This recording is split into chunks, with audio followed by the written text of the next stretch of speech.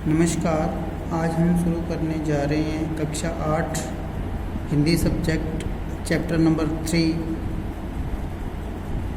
बस की यात्रा, जिसको लिखा है हरिशंकर प्रसाई जी ने।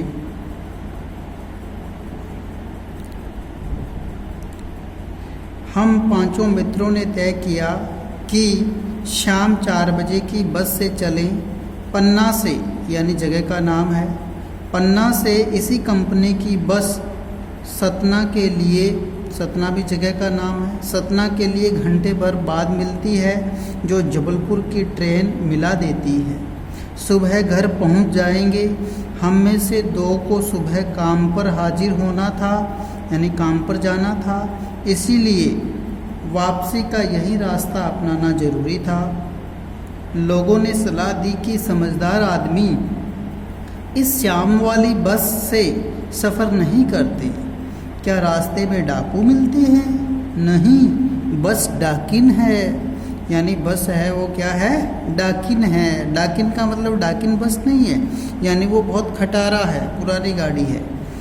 बस को देखा तो श्रद्धा उमड़ पड़ी, यानी कि एक बिल्कुल एक बूढ़ी एक वृद्धा होती है उसकी तरह, बिल्कुल एक टूटी फूटी बस, खूब वयोवृद्ध थी, यानी खूब बूढ़ी थी, सदियों के अनुभव के निशान लिए हुए थी।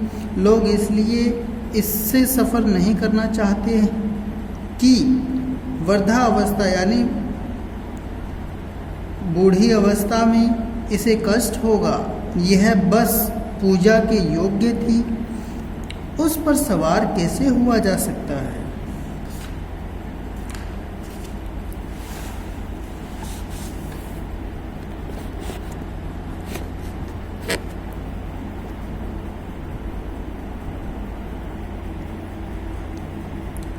बस कंपनी के एक हिस्सेदार, यानी कंपनी का कोई हिस्सेदार है व्यक्ति, एक हिस्सेदार भी उसी बस से जा रहे थे।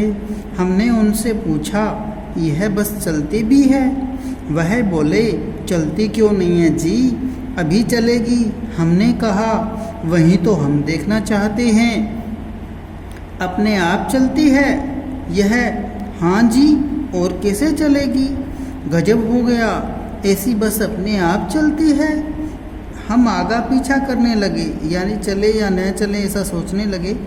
डॉक्टर मित्र ने कहा, डरो मत, चलो, बस अनुभवी है, यानी कि जो बस है वो इस रास्ते पे आ जाके काफ़ी एक्सपीरियंस हो गया उसको। नई नवेली बसों से ज़्यादा विश्वसनीय है, यानी अच्छी है, हमें बेटों की तरह प्यार से गोद में लेकर चलेगी। हम बैठ गए। जो छोड़ने आए थे वे इस तरह देख रहे थे जैसे अंतिम विदा दे रहे हैं, यानी वो पहुंचेंगे या पहुंचेंगे इस बात का पता उनको ऐसे लग रहा था कि ये बीच रास्ते में ही रखेगी। उनकी आंखें कह रही थी, आना जाना तो लगा ही रहता है, आया है सो जाएगा, राजा रंग फकीर। आदमी को कूच यानी जाना, आदमी को कूच करने के लिए एक निमित्त चाहिए, यानी कारण चाहिए। इंजन सचमुच स्टार्ट हो गया, ऐसा जैसे सारी बस ही इंजन है, यानी जैसे ही इंजन स्टार्ट हुआ तो सारी बस हिलने डुलने लग गई और ऐसे लग रहा था कि सारी बस ही इंजन है और हम इंजन के भीतर बैठे हैं। कांच बहुत कम बचे थे और जो बचे थे उनसे हमें बचना था, क्योंकि बस इतनी हिल रही थी, ऐसे लग रहा था कि कभी कोई कांच टूट के ना हमारे लग जाए।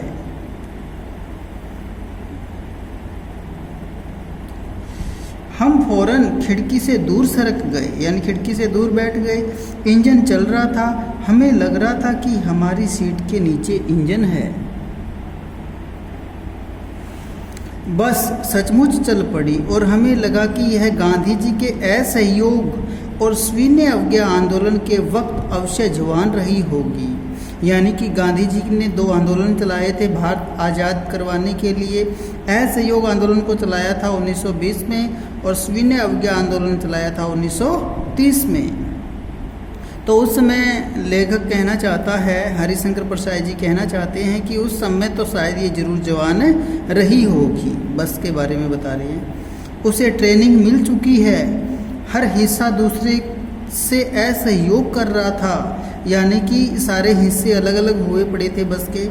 पूरी बस सविनय अवज्ञा आंदोलन के दौर से गुजर रही थी। सीट का बॉडी से असहयोग चल रहा था, यानी सीटें अलग हो रही थी बॉडी से। कभी लगता सीट बॉडी को छोड़कर आगे निकल गई है, कभी लगता है कि सीट को छोड़कर बॉडी आगे भागी जा रही है। 8-10 मील चलने पर सारे भेदभाव मिट गए। यह समझ में नहीं आता था कि सीट पर हम बैठे हैं या सीट हम पर बैठी है, यानी ये पता नहीं लग रहा था। एकाएक यानी अचानक बस रुक गई। मालूम हुआ कि पेट्रोल की टंकी में छेद हो गया है। ड्राइवर ने बाल्टी में पेट्रोल निकालकर उसे बगल में रख लिया, यानी अपने पास में रख लिया, और नली डालकर इंजन में भेजने लगा। अब मैं उम्मीद कर रहा था कि थोड़ी देर बाद बस कंपनी के हिस्सेदार इंजन को निकालकर गोद में रख लेंगे और उसे नली से पेट्रोल पिलाएंगे, जैसे माँ बच्चे के मुंह में दूध की शीशी लगाती है। बस की रफ्तार अब 15-20 मील हो गई, यानी उसकी कम हो गई थी, उसकी जो रफ्तार थी। मुझे उसके किसी हिस्से पर भरोसा नहीं था। ब्रेक फेल हो सकता है, स्टीयरिंग टूट सकता है। प्रकृति के दृश्य बहुत लुभावने थे। दोनों तरफ हरे भरे पेड़ थे जिन पर पक्षी बैठे थे। मैं हर पेड़ को अपना दुश्मन समझ रहा था। जो भी पेड़ आता डर लगता कि इससे बस टकराएगी। वह निकल जाता तो दूसरे पेड़ का इंतजार करता। झील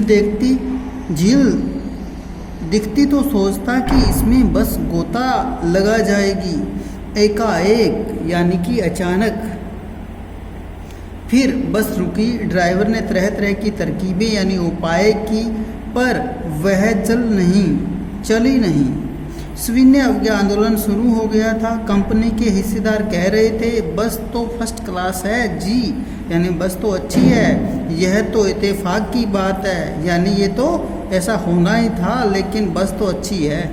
क्षीण चांदनी यानी झीनी चांदनी में वृक्षों की छाया के नीचे वह बस बड़ी दयनीय लग रही थी। लगता जैसे कोई वृद्धा यानी कोई बूढ़ी थक कर बैठ गई हो। हमें ग्लानि हो रही थी, यानी उस पर तरस आ रहा था, दया आ रही थी कि बेचारी पर लगकर हम चले आ रहे हैं।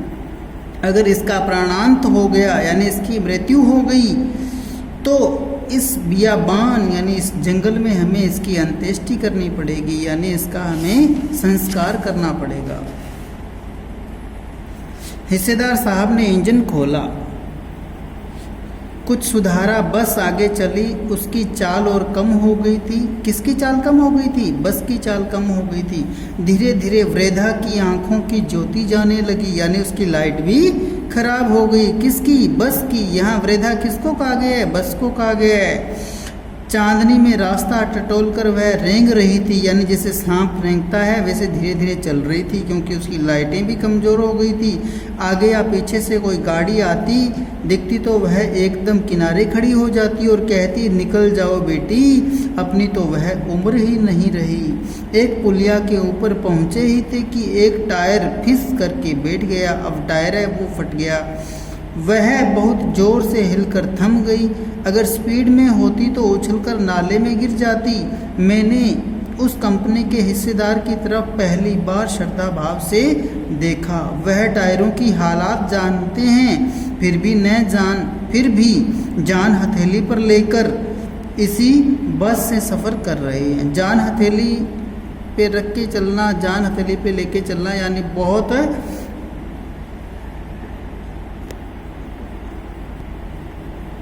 जान जोखिम में डालना।